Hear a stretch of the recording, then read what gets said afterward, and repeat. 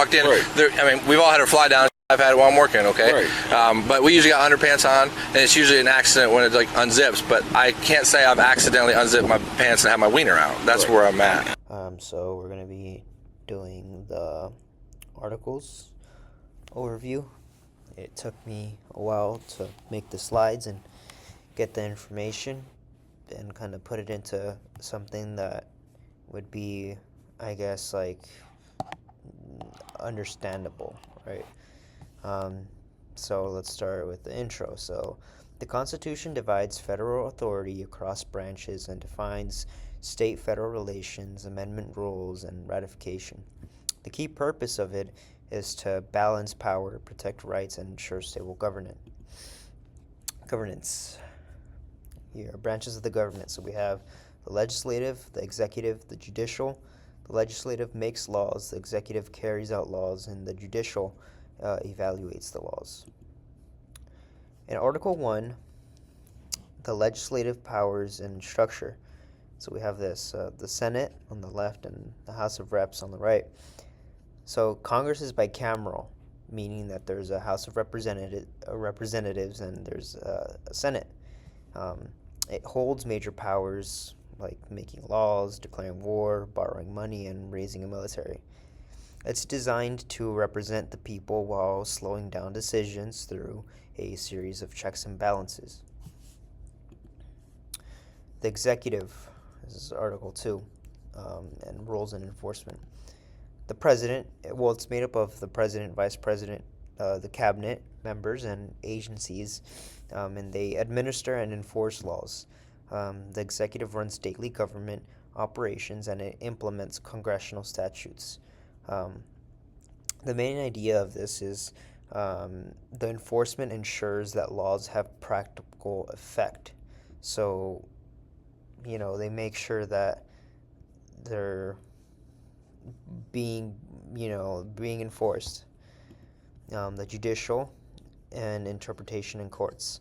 So in Article 3, the judicial branch is defined as being led by the Supreme Court. It interprets laws and ensures consistent application across jurisdictions. And then there's lower federal courts that handle civil and criminal matters, while Congress can establish additional courts when they want to. The system also provides a final legal authority and a mechanism for resolving constitutional disputes. Federal structure and change. So we have federal, state, county, and then city. Article 4, states' relations and protections. So states must honor each other's laws and court decisions through full faith and credit obligations.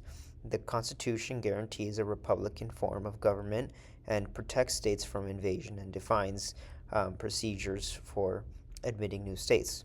The framework maintains national unity and equal state status. I said that with an accent. Supremacy and federal authority. In Article 6, the Supremacy Clause establishes the Constitution and federal laws as the highest law of the land. State officials are bound to uphold federal law, and prior federal obligations remain valid. This resolves conflict between state and national authority, strengthening federal governance. So whenever there's issues that arise between state and the federal government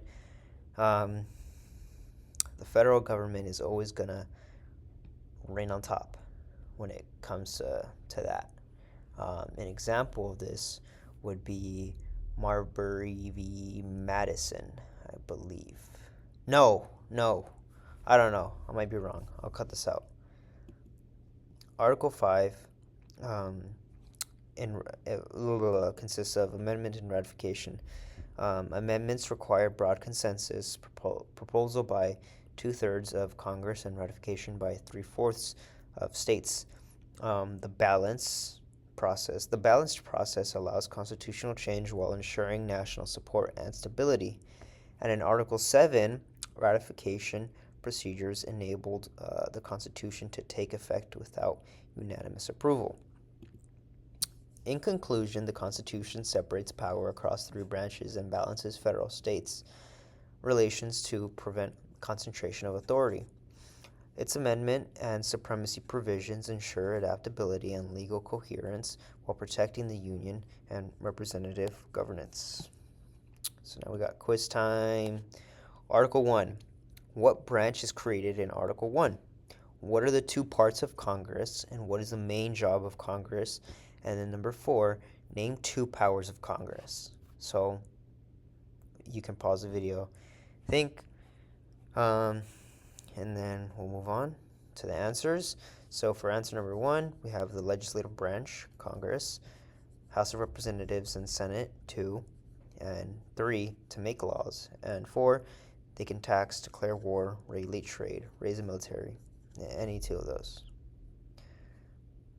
Then we have Article 2, Executive Branch. What branch is created in Article 2?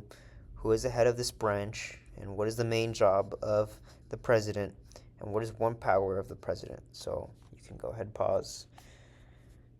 And if not, then we'll just move on to the answers. So 1, the executive branch. 2, the president.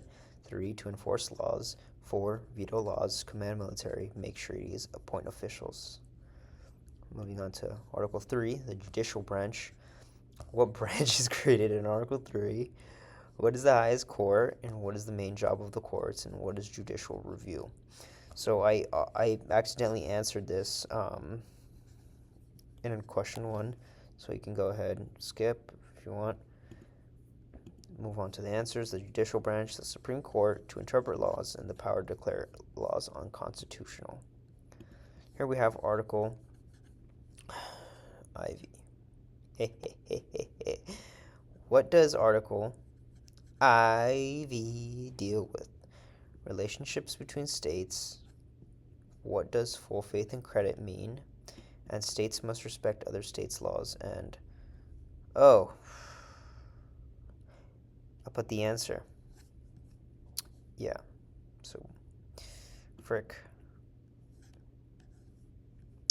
Yep.